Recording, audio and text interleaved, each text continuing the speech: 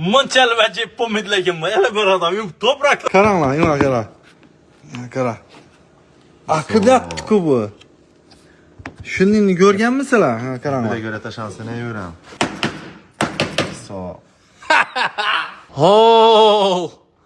Voy dad, yuma qaranglar. Akıb yatdi-ku bu.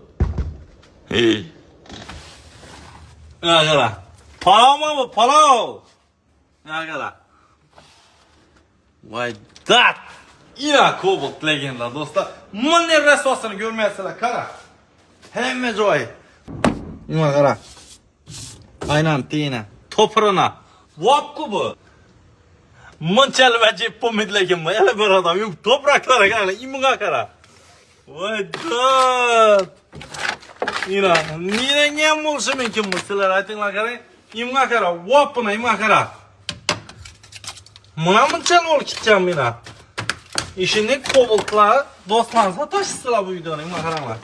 Bunday rasvosali bo'lmam do'st. Bunlar gittik onu patologu. Voy dad, qurumbas ketdi-ku bunun ichlar tarakan bo'lib.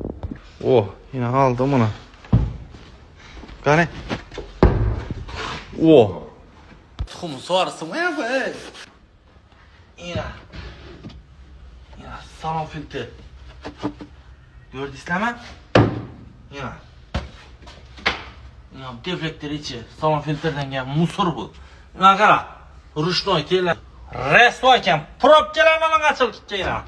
Probkalarni da. Ishlarni yamab, kanal zangi usasa like podpiska ulash kuzatib turinglar. Sizlar bo'lma top tozat ko'rsam buni yakınlar.